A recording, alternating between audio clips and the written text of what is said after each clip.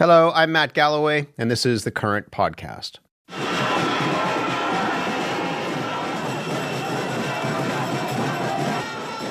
That's the scene this weekend in Tel Aviv. Huge crowds gathered wearing T-shirts with the images of the faces of hostages captured by Hamas on the 7th of October. Since Israeli troops discovered the bodies of 6 hostages in Gaza last week, families and their supporters have stepped up their push for a deal to bring the remaining hostages home. My next guest has had an up-close view of those efforts, and he has an idea of how to break the impasse. Mickey Bergman is a longtime hostage negotiator. He played a role in the release of many high-profile captives, including U.S. basketball player Brittany Griner and the Israeli soldier Gilad Shalit. His nonprofit organization, Global Reach, works with families directly to help get their loved ones home, and he joins us now from our Washington studio. Mickey Bergman, good morning. Good morning, Matt. What went through your mind when you saw the news that 6 hostages had been found dead in Gaza? It's hard to describe. First of all, I didn't learn about it from the news. I learned about it from conversations before that, about 24 hours earlier. 3 of these families are families that I worked very closely with. I also know that all 6 of these did not have to die. They were slated for the first round of exchanges if and when the deal for the hostage exchanges would have been implemented by the sides. As this has gone on, months and months and months after the 7th of October, what have you heard from the families of those hostages? Well, I've beginning October 7th, beyond the personal and emotional shock of seeing the news, very quickly I had to jump out of that shock and trauma because I've started getting phone calls from families. At this point, they were not hostages, it was missing people. And very quickly, it came up to about 67 families that reached out to us and asked us to help. And we had to do what we do, which is the first step for us, is that we have to come up with something called the theory of return. That is the script or the story of the shortest pathway a hostage can come back home. And in this case, we had to base it on 3 basic assumptions. The first one, Hamas and Israel do not talk directly. Therefore, the deal or any solution of that had to be mediated by a moderator. Number 2, there are 4 countries or 4 governments in the Middle East that can influence Hamas. None of them can control them, and that's very important to know and to understand. Hamas is an independent, proud Palestinian program, but there are 4 countries that can influence them in the Middle East, and that's Iran, Turkey, Egypt, and Qatar. And as you can imagine, none of these countries or governments have any interest in doing favors to Israel. But at least 2 of them, Egypt and Qatar, have a vested interest to partner and to work with the U.S. to try and help. Therefore, we knew that the theory of return for us was, 1, we had to make this issue an American priority at the presidential level. That's the only way that we could get to a deal. Number 2 was to make sure that once it's an American priority, that the mediators, the Egyptians and the Qataris, go to Hamas and solicit a proposal of how to resolve the issue of the prisoners and the hostages. And then if the deal that comes out, the proposal that comes out is even half decent, and Matt, those deals are never good, but even if it's at least half decent, then it was up to the American administration to work with the government in Israel to make it as comfortable as possible to implement the deal as it's received. And it worked really, really well for 54 days. And I say really, really well because we got over 100 hostages back within that time frame within deals. And it has failed since. And that has been devastating. And early on in December, with the same deal that we're talking about now was available. But it became very clear to me as somebody who's involved in this that the Israeli prime minister is just not going to do it. You wrote about this in Foreign Policy magazine, and you said, in some ways there's a lack of interest in both sides in trying to get a deal. You said that for the leader of Hamas, the rising death toll in Gaza with its attendant pain advances his core interests, increases the delegitimization of Israel internationally, and while he is going to great lengths to protect his own life, he'd rather die than give up hostages without securing an end to the war. And for Benjamin Netanyahu, this is, again, you writing, for his part, he's genuinely not interested in a hostage deal as it endangers his political survival. For the family members, that must I don't know how you would understand that. It sounds incredibly bleak. It is very bleak. And look, families they're not unified in the way they see and think about it, because they're not unified in the way that they perceive the world and the information that gets to them. But over time, I think more and more families came to the realization that with Hamas, there's just simply the way they negotiate is very, very different. And therefore, the formula that the Israeli Prime Minister has suggested that says, if we increase the military pressure, we will make Hamas flexible with the terms of the agreement. That formula, not only does it not work, it backfires. And so is that why there has been reporting suggesting that the family members of those Americans who are still held hostage have been meeting with the National Security Advisor and others, pressing the White House to cut a unilateral deal with Hamas?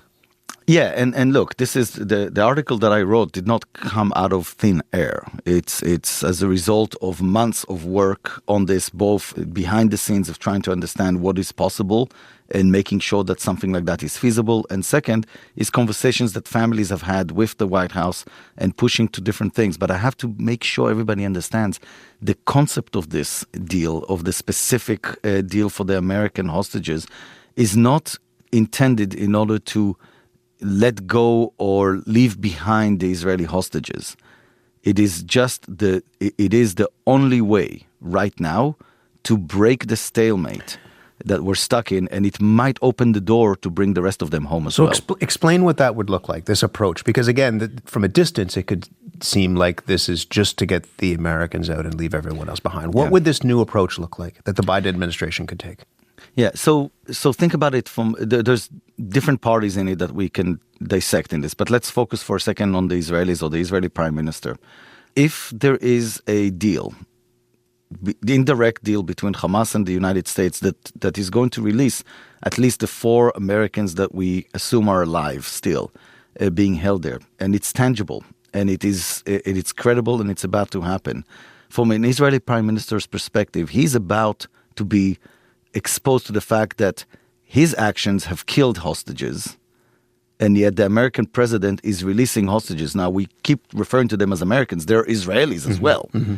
So here it is that the American president is taking action that actually brings back out 4 Israeli Americans, Israeli hostages alive, while the prime minister is sitting by the side and being sidelined. That is politically not feasible for him.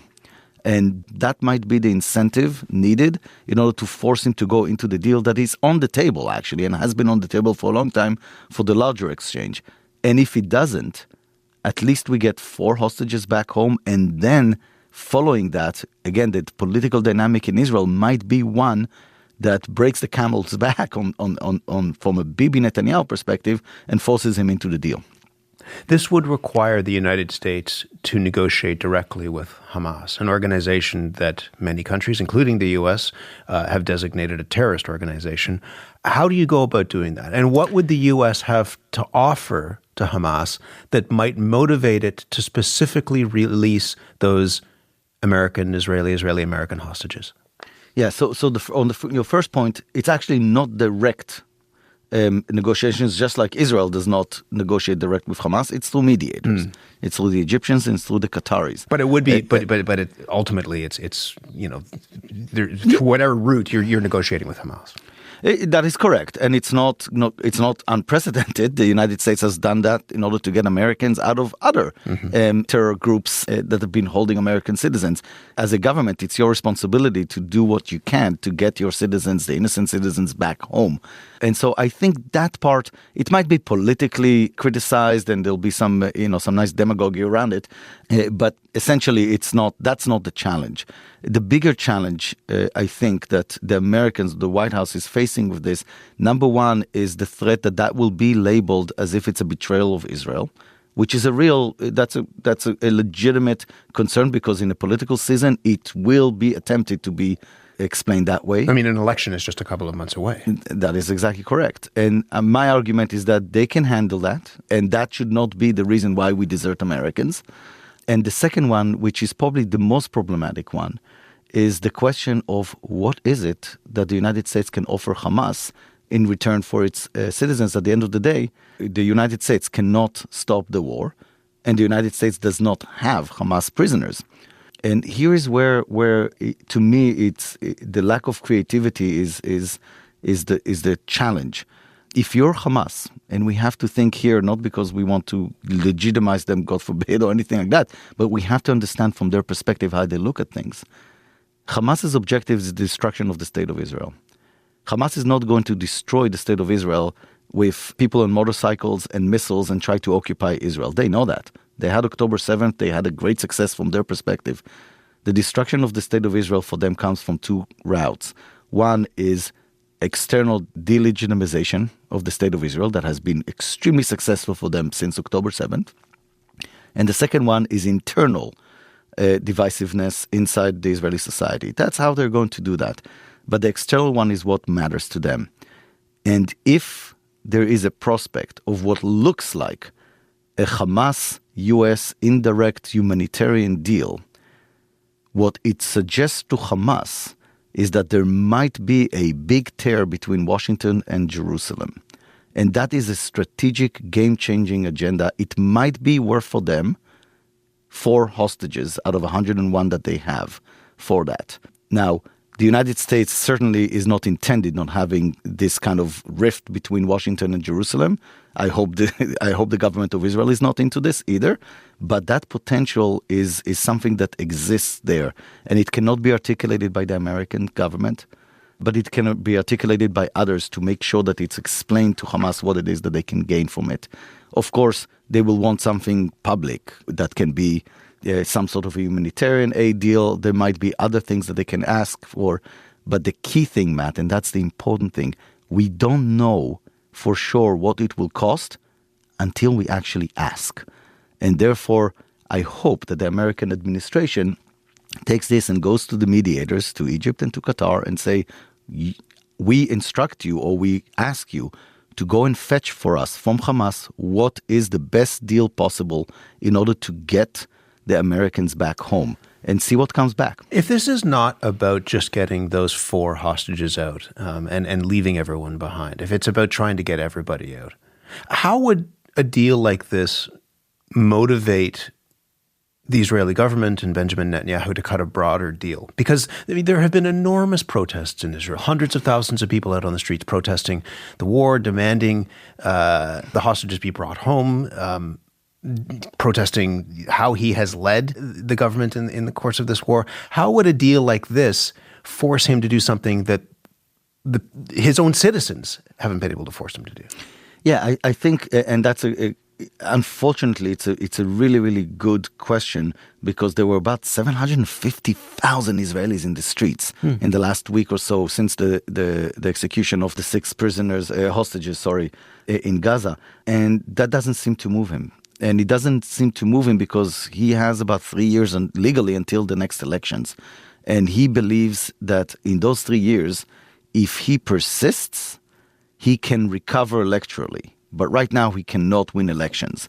And for him, recovering electorally, it means that the way he thinks, I don't think he's right about it, but if he does a press conference at some point in the next year and he puts Yahya Sinwar's head on the table, literally, that to him is a recovery from everything that went wrong.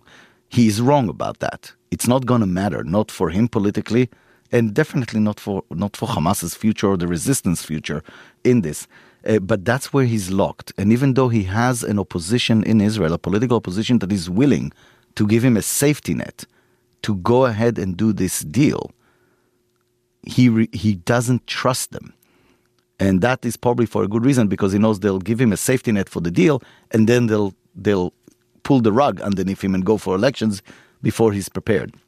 So to answer your question, unfortunately, the lever for Bibi Netanyahu right now in the next 3 years or so is not internal. It's not inside the Israeli public. It is much more external. And again, if there is a big rift or potential of a rift between Washington and Jerusalem, I know there have been tensions up to now, and I know that President Biden has done a lot in order to try and push Bibi into what is not only the Americans see as a feasible deal to get the prisoners home and to seize the war and to be done with the war in Gaza. But he doesn't seem to have moved Netanyahu at all. That's right. And that's why I'm suggesting that an extra move on that one, in which the U.S. saying, look, we tried everything we could because we wanted to help what we believe is our interest and the Israeli interest. But at the end of the day, we cannot give the life of American citizens to a political calculation, even of an ally. We don't do it anywhere else. We shouldn't do it here. So we're going to do what is in American interest in saving American lives and make a deal. If it can't be with Israel, we'll do it without Israel. And that is something different. It is something that Netanyahu has not faced. And look, maybe 2 months ago, Netanyahu had a clear vision of what will be the results of the elections in the United States. Nobody has a clear vision of what will be the results. And that also needs to change his calculation a little bit. And we can talk a little bit about his perception of what a returning President Trump will do, which I think is miscalculating as well. You have played in past, as I mentioned, a role in some pretty high-profile negotiations to release hostages. One of those scenarios was the taking of the Israeli soldier Gilad Shalit. Hamas released him in exchange for 1,000 Palestinian prisoners. Do you think that set a price for the hostages that Hamas is now holding in Gaza? Yeah, so first of all, just to have some accuracy, actually it was not 1,000, it was 1,100. 1,100 Palestinian prisoners. And that was a deal that Bibi Netanyahu actually did, or concluded, even though the negotiations started with his predecessor, Prime Minister Olmert. And people don't know that, but before the deal was signed there for 1,100 Palestinian prisoners, the price was bigger. Actually, Hamas's price when this started was 1,100 Palestinian prisoners plus all the women and children that were held in custody in Israel, plus about half a dozen of Hamas parliament members who were in custody and detained in Israel. But what we did with that back in 2007, 2008, so before Bibi came back to power, is that we convinced the Israeli Prime Minister at the time, Olmert, to release the women and children and to release the Hamas parliamentarians, not to Hamas, but to give them actually to the Hamas rivals as a gesture, and therefore take them out of the equation, making the appearance as if the actual deal for Gilad Shalit was less than what it was. And the reason why I'm telling you that story, Matt, and for everybody who's listening to this, because it makes something to understand how Hamas negotiates that is very different than the way the Israelis negotiate. But if they could get 1,100 people out for one person, I mean, I just wonder whether that calculation now factors into how they think about those prisoners, those hostages that they're holding now. Yeah, potentially. But from an Israeli perspective, what used to be until October 7th, and that was illustrated in the Gilad Shalit deal, one soldier at the time, and it was the responsibility of the Israeli government to get him out. And no matter what the price is, because Israel lost a very tactical combat where he became a prisoner or hostage, and that was our responsibility or the Israeli responsibility to pay the price to get him out. But here's the important point. The problem with that, and it's been a very controversial deal in Israel, the problem with that deal is not the price that was paid. It is with what Israel didn't do after the deal was done. Because it's not about how many Palestinian prisoners you released in this, but it's what Israel did not do in terms of deterrence after the fact, something that Israel used to do very, very well before, which is no matter how long it takes, anybody who messed up with Israelis have a target on their head, or either to be rearrested or to be taken out if that is needed. And we know now that over the years, the Israeli security apparatus came to the Prime Minister of Israel, prime ministers over time, not only Bibi, but the other prime ministers, with opportunities to capture or to take out people like Yahya Sinwar. But there was a strategic decision, political strategic decision in the leadership of Israel not to do that, because a strong Hamas was seen as an asset for the Israeli government, because a strong Hamas means that nobody in the world will demand Israel negotiate with the Palestinians for a political solution. Well, one of the reasons why, and you've hinted at this, that this deal was controversial is because one of the Palestinian prisoners that was released is now leading Hamas. So when you think of that and you look back on it, I mean, how do you go about considering and calculating the risk of these deals? Yeah, there's things that we can look at. And look, it's very complicated because in this work, and I've been doing this for 18 years, there isn't a single deal that we managed to get that I can tell you is a pure win. Because with every win, there are compromises, there are things, there's conflicting values in everything we do. And the Gilad Shalit one is a great example of that. We need to calculate what it is that we can control at any given point and what it is that we cannot. And in my calculation in this case, right now, we can control the fate of whoever hostages are still alive. We can control that. We still have an unknown of what happens as a result of that deal.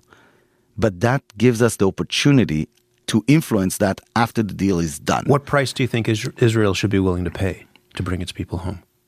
I think anything that is not an existential threat to the state of Israel is legitimate to be paid in order to bring its citizens home. What does that mean? I mean, anything that's not an existential threat? What it means, at the end of the day, Hamas wants thousands of Palestinian prisoners released from prison. That's not an existential threat to the state of Israel. Hamas wants the end of the war in Gaza. Let's face it, the war in Gaza has ended. We now have incursions, but there's still an occupation over there, an existence that is not sustainable for Israel. That is, leaving Gaza is not an existential threat to Israel, especially if we're not talking at a permanent situation in which Hamas gets to rearm and nobody does anything about it for the next 10, 20 years, and then we're facing another attack like we did on October 7th. We can control what we can control now, do the deal, get our people home, and then Israel is free to make its decisions of what is best for it. Of course, in consultations with their allies, but figure out what is best for it. It's not like Hamas is a respectful partner to an agreement. If anybody thinks that Hamas is going to sign this agreement and not going to try and rearm, then they're fools. And if Hamas is violating the agreement by rearming, then Israel has every right to do what it needs to do in order to counter that. But Israel then does it without the burden of having hostages being held in Gaza. Just finally, given what you said earlier, that in some ways neither party here is interested for its own reasons in seeing these hostages released, what hope do you have that the remaining hostages will actually come home to their families? First of all, I've learned in doing this again for almost 2 decades that you have to keep the hope. I wish I could articulate much more optimism now as I did earlier. But the execution of the hostages 2 weeks ago just, devastated me as it devastated so many people around the world, and of course the families. I do think it is possible. It is still within the realm. There are still hostages alive there. We still have a deal on the table that is feasible. It's not great, but it's feasible, and therefore it can be done. So my focus is not to necessarily speculate about the chances, but work relentlessly on whatever it takes in order to get them home. Mickey Bergman, thank you very much. Thank you, Matt. Mickey Bergman is the CEO of Global Reach, a nonprofit that helps return Americans kidnapped or wrongfully detained abroad at no cost to their families. His new book is called In the Shadows, True Stories of High-Stakes Negotiations to Free Americans Captured Abroad.